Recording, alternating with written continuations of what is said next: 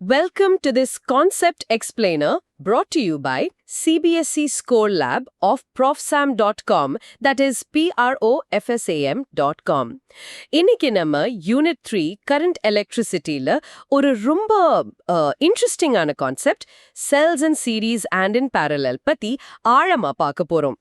உங்க டெக்ஸ்ட் புக்ல இருக்கிற விஷயத்த ரியல் வேர்ல்ட் எக்ஸாம்பிள்ஸ் கூட கனெக்ட் பண்ணி எக்ஸாம்ல எப்பவுமே ஞாபகம் இருக்கிற மாதிரி தெளிவா டிஸ்கஸ் பண்ணலாம். நீங்க எப்பவாவது யோசிச்சிருக்கீங்களா? ஒரு சிம்பிள் டிவி ரிமோட்ல பேட்டரி போடும்போது 2 செல்லையும் பக்கத்து பக்கத்துல வைப்போம். ஆனா ஆப்போசிட் டைரக்ஷன்ல ஒரு பிளஸ் இங்க பார்த்தா இன்னொரு பிளஸ் அந்த பக்கம் பார்க்கும். ஆனா ஒரு பழைய டார்ச் லைட்ல பார்த்தா 2 பேட்டரியும் ஒன்னு பின்னாடி ஒன்னா ஒரே லைன்ல சேம் டைரக்ஷன்ல வைப்போம். ரெண்டுமே 1.5 வோல்ட் செல்ஸ் தான். ஆனா ஏன் இந்த அரேஞ்ச்மெண்ட் வேற வேற மாதிரி இருக்கு? ஆமா, இது எனக்கு எப்பவுமே வரும் சந்தேகம். ரிமோட்ல பேட்டரி மாத்தும் போது கரெக்டா போடுறனா இல்லையான்னு ஒரு 2 வாட்டி செக் பண்ணுவேன். ஏன் அப்படி பண்றோம்னு யோசிச்சிருக்கேன். எக்ஸாக்ட்டா அதுதான் பாயிண்ட். இப்போ இன்னும் ஒரு ஸ்டெப் மேல போவோம். உங்களுக்கு தெரியுமா, ஒரு டெஸ்லா எலக்ட்ரிக் காரோட ஃப்ளோருக்குள்ள சுமார் 7000 சின்ன சின்ன செல்ஸ் இருக்கு. என்ன அது 7000-ஆ? ஆமா, நம்ம லேப்டாப்ல யூஸ் பண்ற மாதிரி செல்ஸ் ஆயிரக்கணக்குல. அந்த காருக்கு ஹை வோல்டேஜ் வேணும், அதே சமயம் ரொம்ப நேரம் ஓடணும், அதாவது ஹை கரண்ட் கெப்பாசிட்டியும் வேணும். இதுக்காக அவங்க என்ன பண்றாங்கன்னா, கொஞ்சம் செல்ஸ சீரீஸ்லயும் கொஞ்சம் செல்ஸ பேரலல்லயும் ஒன்னா கலந்து ஒரு பெரிய காம்ப்ளெக்ஸ் நெட்வொர்க் கிரியேட் பண்றாங்க. ஓ, ரெண்டையும் மிக்ஸ் பண்ணி பண்றாங்களா? எஸ். ஸோ இந்த சீரீஸ் அண்ட் பேரலல்ங்கிறது ரிமோட் டார்ச் லைட்ல மட்டும் இல்ல, அட்வான்ஸ் டெக்னாலஜிலையும் ரொம்ப முக்கியமான ஒரு விஷயம். அந்த ரீசன் என்னன்னு தான் நம்ம இன்னைக்கு ஆழமா பார்க்க போறோம். Okay, so let's unpack this. ரொம்ப சிம்பிளா சொல்லணும்னா கோர் ஐடியா இவ்வளோதான். உங்களுக்கு அதிகமா ஃபோர்ஸ் தேவைன்னா, ஒரு புஷ் தேவைன்னா, நீங்க செல்ஸை சீரீஸ்ல கனெக்ட் பண்றீங்க. இல்ல உங்களுக்கு அதிகமா ஸ்டாமினா தேவைன்னா, அதாவது கெப்பாசிட்டி, அப்போ நீங்க செல்ஸை பேரலல்ல கனெக்ட் பண்றீங்க. Series for voltage, parallel for current capacity. இவ்வளோதான் விஷயம். ஃபோர்ஸ், ஸ்டாமினா, இது கேட்க நல்லா இருக்கு, புரியுற மாதிரி இருக்கு. இதை இன்னும் கொஞ்சம் ஈஸியா புரிஞ்சுக்க ஏதாவது அனாலஜி இருக்கா? கண்டிப்பா இருக்கு. ஒரு வாட்டர் பம்ப் அனாலஜி யூஸ் பண்ணலாம், அது மனசுல ஆழமா பதியும். ஜஸ்ட் இமேஜின் பண்ணுங்க, உங்ககிட்ட ஒரு மோட்டார் பம்ப் இருக்கு. அது தண்ணிய ஒரு 10 அடி உயரத்துக்கு பம்ப் பண்ணும். இப்போ உங்களுக்கு 20 அடி உயரத்துக்கு தண்ணி கொண்டு போகணும். என்ன பண்ணுவீங்க? இன்னொரு பம்ப் வாங்குவேன். முதல் பம்ப் தண்ணியை தள்ளுற பைப்ல அடுத்த பம்பை கனெக்ட் பண்ணுவேன். சோ முதல் பம்ப் ஒரு 10 அடி தள்ளும், அடுத்த பம்ப் அங்க இருந்து இன்னொரு 10 அடி, டோட்டல் 20 அடி. கரெக்டா? பர்ஃபெக்ட். அதுவே தான் செல்ஸ் இன் சீரீஸ். ஒரு செல் பின்னாடி இன்னொரு செல்லை கனெக்ட் பண்றது. முதல் செல் கொடுக்கிற 1.5 வி புஷ்ஷோட ரெண்டாவது செல்லும் சேர்ந்து இன்னொரு 1.5 வி புஷ் கொடுக்கும். சோ டோட்டல் பிரஷர் அல்லது வோல்டேஜ் எவ்வளோ? 3 volts. Exactly 3 volts. The pushing force doubles. ஆனா இங்க ஒரு சின்ன கேட்ச் இருக்கு. 2 மோட்டரும் ஓடுறதால டேங்க்ல இருக்கிற தண்ணி வேகமா தீந்துடும். கரெக்ட், வேகமா தீந்துடும். அதாவது பேட்டரி லைஃப் அதே தான் இருக்கும், மேபி கொஞ்சம் கம்மி கூட ஆகலாம். ஓ ஓகே, வோல்டேஜ் கூடும் பட் பேட்டரி லைஃப் கூடாது. சரி, அப்போ பேரலலுக்கு என்ன அனாலஜி? மோட்டார் டபுள் டைம் ஓடணும், ரொம்ப நேரம் தண்ணி சப்ளை பண்ணணும். இப்போ என்ன பண்ணுவீங்க? அப்போ 2 பம்பையும் பக்கத்து பக்கத்துல வச்சு 2ஓட அவுட்புட்டையும் ஒரே பைப்ல கனெக்ட் பண்ணுவேன். அப்போ பிரஷர் அதே 10 அடி தான் இருக்கும். ஆனா 2 பம்பும் சேர்ந்து சப்ளை பண்றதால தண்ணி ரொம்ப நேரத்துக்கு வரும். எக்ஸாக்ட்லி, அதுதான் செல்ஸ் இன் பேரலல். 2 செல்லோட பாசிட்டிவ் டெர்மினல்ஸையும் ஒன்னாவும் நெகட்டிவ் டெர்மினல்ஸையும் ஒன்னாவும் கனெக்ட் பண்றது. வோல்டேஜ் அதே 1.5 வி தான் இருக்கும். ஆனா 2 செல்லும் சேர்ந்து கரண்ட் சப்ளை பண்றதால பேட்டரி லைஃப் டபுள் ஆயிடும், ஸ்டாமினா ஜாஸ்தி ஆகும். இதுக்கு ஒரு மென்டல் இமேஜ் வேணும்னா எஸ்கலேட்டர்ஸ் நினைச்சுக்கோங்க. சீரீஸ் கனெக்ஷனுங்கிறது ஒரு எஸ்கலேட்டர் முடியற இடத்துல அடுத்த எஸ்கலேட்டர் ஆரம்பிக்கிற மாதிரி. நீங்க முதல்ல ஒரு லிஃப்ட் ஏறி அடுத்த 2வது லிஃப்ட்ல ஏறும்போது டோட்டலா 2 ஃப்ளோர் உயரத்துக்கு போக முடியும், ஹையர் வோல்டேஜ். ப்ரிசைஸ்லி. அப்போ பேரலல்ங்கிறது கிரவுண்ட் ஃப்ளோர்ல பக்கத்து பக்கத்துல இருக்கிற 2 எஸ்கலேட்டர் மாதிரியா? சூப்பரா சொன்னீங்க. 2 எஸ்கலேட்டருமே உங்களை ஃபர்ஸ்ட் ஃப்ளோருக்கு தான் கொண்டு போகும். ஸோ ஹைட் கெயின், அதாவது வோல்டேஜ் அதுதான். ஆனா 2 எஸ்கலேட்டர் சேர்ந்து டபுள் அளவு மக்களை கொண்டு போக முடியும். Double current capacity. எஸ், அதுக்கு தான் நம்ம ரிமோட்ல செல்ஸை பேரலலா போடுறோம். ரிமோட்க்கு ஹை வோல்டேஜ் தேவையில்ல, ஆனா பேட்டரி மாசக்கணக்குல ஓடணும். வாவ், அந்த ரிமோட் விஷயம் இப்போதான் கிறிஸ்டல் கிளியரா புரியுது. சரி, இந்த அனலாஜிஸ்க்கு பின்னாடி இருக்கிற ஃபார்மல் பிசிக்ஸ் அண்ட் ஃபார்முலாஸ் என்ன? எக்ஸாம்ல இதை எழுத முடியாதே. கரெக்ட். இப்போ நம்ம என்சிஆர்டி இதை எப்படி டிஃபைன் பண்ணுதுன்னு பார்ப்போம். The technical side. First, EMF and internal ரெசிஸ்டன்ஸ்னா என்னன்னு தெளிவா இருக்கணும். EMF electromotive force. அது ஒன்றும் இல்லை, ஒரு செல்லோட ஃபேக்டரி ரேட்டட் வோல்டேஜ். பாக்ஸ்ல போட்டிருக்கோம்ல 1.5 வீன்னு, அதுதான். ஓகே. செல்லை யூஸ் பண்ணாம சும்மா வச்சிருக்கும் போது அது கொடுக்கிற maximum potential. Okay, got it. அப்போ இன்டர்னல் ரெசிஸ்டன்ஸ்? குட். நம்ம செல்ல ஒரு சர்க்கிட்ல கனெக்ட் பண்ணி யூஸ் பண்ண ஆரம்பிச்ச உடனே அந்த 1.5V ஃபுல்லா நமக்கு கிடைக்காது, கொஞ்சம் குறையும். ஏன்? என்னன்னா, கரண்ட் அந்த செல்குள்ளேயே டிராவல் பண்ணும்போது செல்குள்ள இருக்கிற கெமிக்கல்ஸ் ஒரு சின்ன தடை, ஒரு ஃப்ரிக்ஷனை கொடுக்கும். அந்த சின்ன இன்டர்னல் ஃப்ரிக்ஷன் தான் இன்டர்னல் ரெசிஸ்டன்ஸ். அதை நம்ம சின்ன R வச்சு மென்ஷன் பண்றோம். இப்போ இத மனசுல வச்சுக்கிட்டு நம்ம ஃபார்முலாஸை பார்க்கலாம். First, for cells in series. என்சிஆர்டில இருந்து அந்த லைன்ஸை ரீட் பண்ணுங்க. Okay. For n cells in series, the equivalent EMF is the sum of the individual EMFs epsilon EQ equals epsilon 1 plus epsilon 2 plus epsilon n. The equivalent internal resistance is the sum of the individual internal resistances REQ equals R1 plus R2 plus Rn. Perfect. பாத்தீங்களா, நம்ம escalator analogy மாதிரியே இருக்கு. Total EMF, அதாவது total lift, just add பண்ணிக்கிட்டே போகுது. ஆனா இங்க தான் ஒரு பிரச்சனை. அந்த இன்டர்னல் ஃப்ரிக்ஷன், அதாவது இன்டர்னல் ரெசிஸ்டன்ஸும் சேர்ந்து ஆட் ஆகிக்கிட்டே போகுது. ஓ, அது ஒரு டிஸ்அட்வான்டேஜ் இல்ல? ஆமா, அது ஒரு பெரிய டிஸ்அட்வான்டேஜ். உங்க லேடர் உயரமா போக போக லேடரோட வாபிலும் ஜாஸ்தி ஆகிற மாதிரி. அதனால சீரீஸ் கனெக்ஷன் ஒரு ட்ரேட் ஆஃப். உங்களுக்கு வோல்டேஜ் கிடைக்கும், ஆனா எஃபிஷியன்சி கொஞ்சம் குறையும். இப்போ parallelக்கு என்ன சொல்றாங்க? For identical cells in parallel, it says the equivalent EMF is the same as the individual EMF epsilon EQ is equal to epsilon. The equivalent internal resistance is given by 1 by REQ is equal to 1 by R1 plus 1 by R2 plus ... plus 1 by Rn. Correct. இங்க பாருங்க, EMF அதாவது height gain அதே தான் இருக்கு, epsilon. ஆனா இன்ட்ரெஸ்டிங்கா internal ரெசிஸ்டன்ஸோட ஃபார்முலாவை பாருங்க, 1 by REQன்னு இருக்கு. இது என்ன காட்டுதுன்னா, டோட்டல் இன்டர்னல் ரெசிஸ்டன்ஸ் குறையுதுன்னு அர்த்தம். ஓ, இது ஒரு பெரிய அட்வான்டேஜ். 2 ஓம் இன்டர்னல் ரெசிஸ்டன்ஸ் இருக்கிற செல்ஸை parallelல கனெக்ட் பண்ணா total internal resistance just 0.5 ohm ஆயிடும்.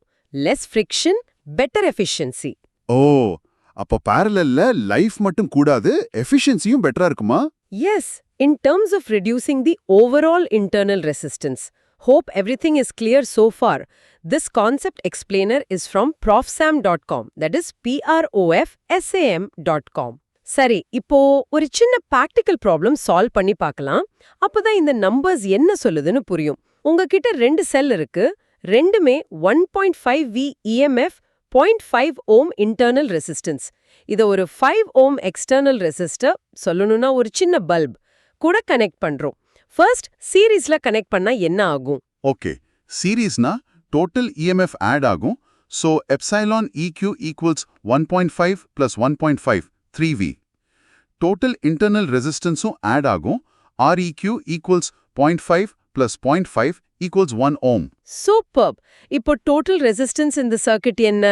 எக்ஸ்டர்னல் 5 ஓம் பிளஸ் இன்டர்னல் 1 ஓம் சேர்த்து 6 ohm. Good. So current I is equal to VR, which is 3V, 6 ஓம். என்ன வரும்? 0.5 amps. கரெக்ட். இப்போ அந்த பல்ப்க்கு எவ்வளோ பவர் போகுதுன்னு பார்ப்போம். Power P is equal to I square R, அதாவது 0.5 square 5. So 0.25 multiplied 5, which is 1.25 watts. இந்த நம்பரை ஞாபகம் வச்சுக்கோங்க. இப்போ அதே 2 செல்ல parallelல கனெக்ட் பண்றோம். இப்போ சொல்லுங்க, டோட்டல் EMF என்ன? Parallelனா total EMF அதே தான் இருக்கும். So 1.5V. எக்ஸலண்ட்.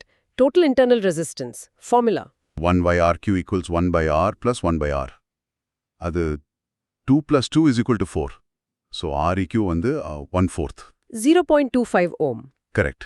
இப்போ டோட்டல் சர்க்கிட் ரெசிஸ்டன்ஸ் என்ன? External 5 ohms plus new internal 0.25 ohms. Total of 5.25 ohms. Good. So new current I is equal to 1.5V, 5.25 ohm. இது ரஃபா 0.286 amps வரும். இப்போ power calculate பண்ணுங்க.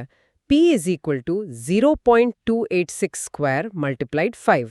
இது சுமார் 0.41 watts வரும். வெயிட் என்ன சீரீஸ்ல 1.25 வாட்ஸ் ஆனா பேரலல்ல வெறும் 0.41 வாட்ஸ் தான் வருதா பவர் ரொம்ப குறைஞ்சிருச்சு எக்ஸாக்ட்லி. இதுதான் நம்ம அடுத்து டிஸ்கஸ் பண்ண போற ஒரு காமன் மிஸ்கன்செப்ஷன். இந்த சீரீஸ் parallel கான்செப்ட தெளிவா புரிஞ்சுக்கிட்டா நம்ம அடுத்த டாபிக்கான கிர்ச்சாஃப்ஸ் ரூல்ஸ் யூஸ் பண்ணி எவ்ளோ பெரிய காம்ப்ளெக்ஸ் சர்க்யூட்டை வேணாலும் சால்வ் பண்ணலாம். சரி, இப்போ ஸ்டூடெண்ட்ஸ் எக்ஸாம்ல பண்ற சில காமன் மிஸ்டேக்ஸ், சைலண்ட் கில்லர்ஸ் பத்தி பாப்போம்.